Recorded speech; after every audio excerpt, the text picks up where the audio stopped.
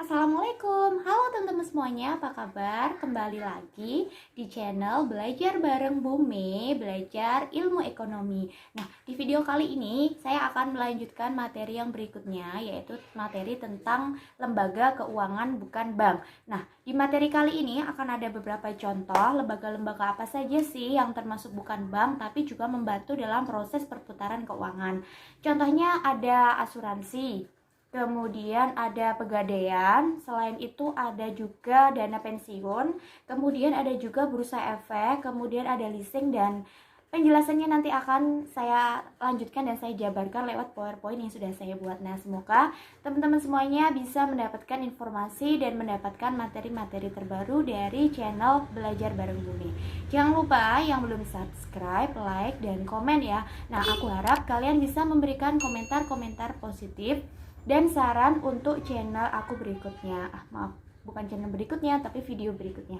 Terima kasih. Yuk kita simak lanjut ke PowerPoint-nya. Nah, sekarang kita ke PowerPoint-nya ya, tentang lembaga keuangan bukan bank. Nah, lembaga keuangan bukan bank atau biasa disingkat dengan sebutan LKBB sebagai lembaga keuangan yang tidak boleh menghimpun dana dari masyarakat dalam bentuk kinerjanya, mengeluarkan kertas berharga dan menyalurkannya untuk mempunyai kegiatan investasi atau konsumsi individu perusahaan. Apa saja LKBB itu? Yang pertama ada pegadaian, asuransi, dana pensiun, leasing, koperasi simpan pinjam, dan bursa efek. Setelah ini akan kita bahas satu persatu ya. Pegadaian, lembaga keuangan lain yang bertugas membantu masyarakat dalam penyediaan dana yang mendesak. Nah, barang-barang yang termasuk bisa digadaikan, pakaian, perhiasan, barang berharga seperti tanah, kendaraan, dan rumah. Untuk pegadaian, yang harus kita perhatikan ada dua. Yang pertama, barang yang digadaikan diperiksa dengan teliti. Yang kedua, mengadakan persetujuan perjanjian bersama.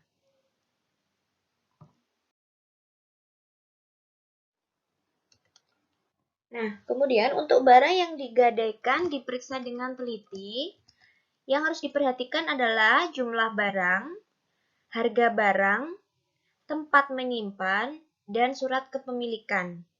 Untuk mengadakan persetujuan atau perjanjian bersama, yang perlu diperhatikan harga barang, waktu pengembalian, tempat menyimpan, dan surat kepemilikan.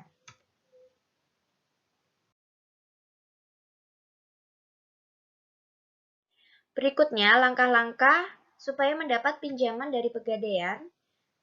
Lumayan banyak ya. Yang pertama, itu kalian mengajukan permohonan terlebih dahulu. Setelah itu, kalian tunjukkan barangnya atau perlihatkan barang. Berikutnya, memeriksa surat-surat dan barang. Setelah itu, akan ada persetujuan dan kelayakan barang untuk bisa digunakan untuk pinjaman di pegadaian. Setelah itu, barang akan ditaksir harganya. Setelah ditaksir harganya, kemudian menentukan besarnya pinjaman dan menentukan suku bunga. Setelah itu yang terakhir adalah menentukan waktu pengembalian atau pengambilan. Kemudian akan berhasil dan diproses selanjutnya. Nah, pelelangan barang dagangan. Jika kita melakukan pinjaman di pegadaian, kemudian untuk pinjamannya tidak bisa dibayarkan lebih dari 3 bulan, akan dilakukan pelelangan atau lelang. Nah, lelang di sini akan menyesuaikan harga pasar ya. Jadi harga pasar tersebut berapa, itu yang diikuti. Jadi bukan harga yang di awal atau harga sesuai keinginan orangnya, tidak bisa ya. Untuk not jawatan pegadaian, sebenarnya tujuannya pegadaian ini adalah membantu masyarakat untuk mendapatkan modal, untuk mendapatkan uang, tapi juga bisa menguntungkan negara. Berikutnya asuransi, perlindungan finansial untuk menghadapi berbagai hal yang kurang menguntungkan. Hal-hal yang ditanggung asuransi jiwa, sakit keras, kecelakaan, kematian, sedangkan umum bisa kendaraan, bangunan, pabrik. Dokumen yang berisi surat perjanjian tertulis antara pihak penanggung dengan tertanggung. Ada yang tahu jawabannya? Dokumen apa itu? Yap, betul. Polis. Merupakan dokumen yang berisi surat perjanjian tertulis antara pihak penanggung dengan tertanggung. Di situ semua sudah disepakati perjanjiannya seperti apa, pembayarannya seperti apa, dan hak dari tertanggung seperti apa. Contoh asuransi jiwa, ada Jiwasraya, umum ada Allianz, dan untuk kesehatan itu banyak sekali. Bahkan sekarang itu bermunculan banyak sekali perusahaan asuransi yang baru. Berdasarkan jenis usaha asuransi dibedakan menjadi 4, asuransi kerugian, asuransi sosial, asuransi jiwa, dan reasuransi.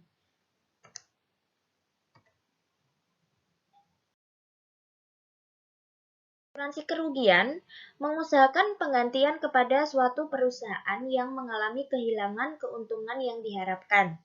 Contohnya, asuransi kebakaran, asuransi kecelakaan, dan asuransi kendaraan bermotor.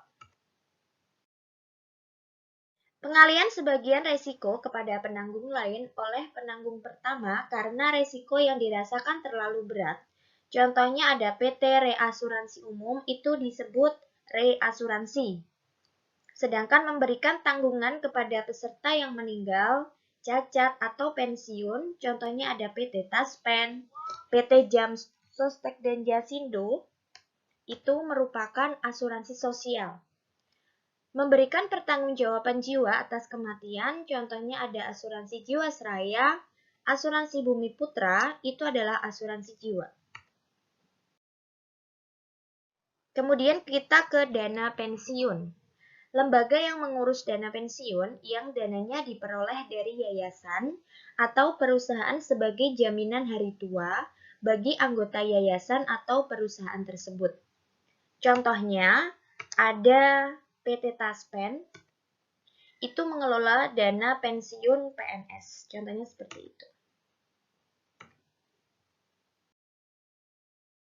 Berikutnya leasing. Kegiatan pembiayaan perusahaan dalam bentuk penyediaan barang-barang modal untuk digunakan oleh suatu perusahaan dalam jangka waktu tertentu berdasarkan pembayaran berkala. Perusahaan leasing disebut juga leaser, sedangkan pihak yang membeli atau menyewa disebut leasee. Contoh bagan antara leasee, leaser, dan supplier seperti ini ya. Nah, untuk mekanisme leasing, ini nanti akan ada video penjelasan tersendiri.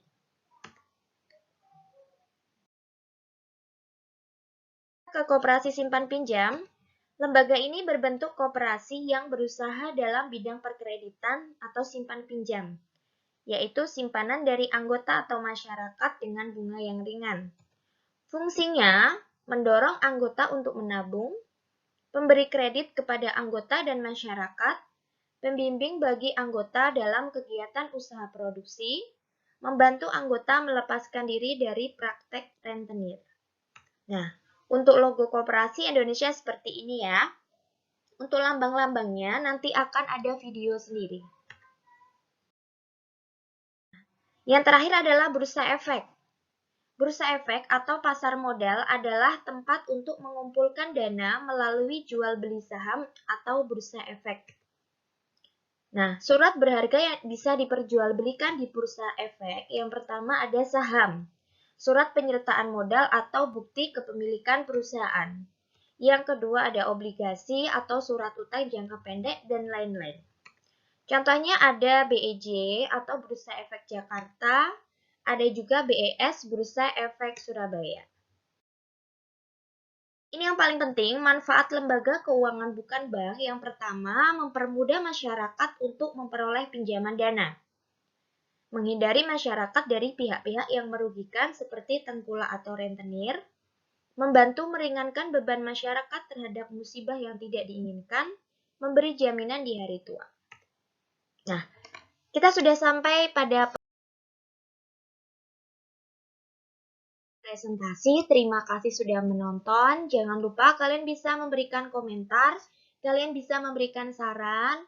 Saya akan membuat video apa berikutnya dan jangan lupa ya untuk subscribe, like, dan komennya. Terima kasih.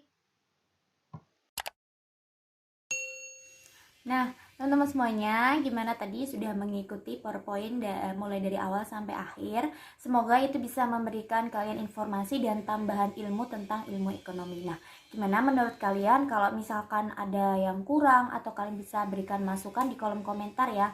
Oh ya, di situ juga akan aku sertakan nomor WA aku supaya kalian bisa tanya-tanya apa aja tentang ilmu ekonomi. Semoga bermanfaat. Jangan lupa like, komen, dan subscribe supaya aku lebih bersemangat lagi untuk membuat konten-konten video berikutnya. Terima kasih. Wassalamualaikum warahmatullahi wabarakatuh.